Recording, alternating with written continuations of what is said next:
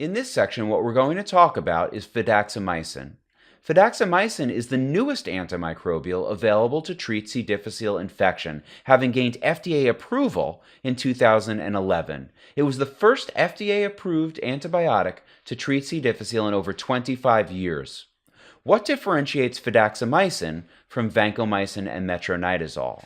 And the answer to that is that fidaxomicin has a narrower spectrum of coverage. Specifically, it targets C. difficile, minimizing collateral damage or minimizing the effects on colonization resistance, and by doing that, it minimizes risks for recurrence.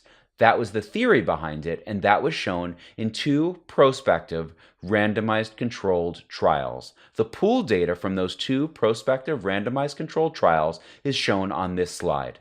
Within this trial, 542 total patients received fidaxomicin 200 milligrams twice daily for 10 days, and 563 patients received vancomycin 125 milligrams 4 times daily for 10 days, and then they were followed for 28 days thereafter. Within these trials, it was known that vancomycin has about an 85% initial treatment response. Therefore, in order to power a study that shows statistical significant difference for initial treatment response, it would have required tens of thousands of patients. Since this was a phase 3 randomized controlled trial, this was powered as a non-inferiority study. And fidaxomicin achieved non-inferiority, with response rates initially to fidaxomicin being 88% versus 86% for vancomycin. But what I'd said before was that fidaxomicin has less of an effect on colonization resistance, and by having less of an effect on colonization resistance, it in theory should reduce recurrence.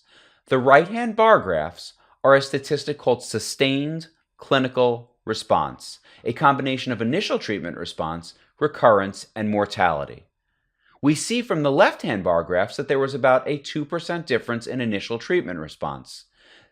Mortality was 6% across the board in those that received fidaxomicin versus vancomycin. What is powering this statistically significant difference in sustained clinical response are reduced rates of recurrence. The sustained clinical response for fidaxomicin across the two trials was 71% versus 57% for vancomycin. It is designed to reduce recurrence rates, and that's in effect what it does. And as a medical practitioner, we should consider using this product in patients at high risk for recurrence. In my treatment algorithm, I typically use this product in patients that have 2 or more risk factors for recurrence. This is a targeted group that we can use this product, and it would be most efficacious reducing their risks moving forward for recurrence and achieving a sustained clinical response.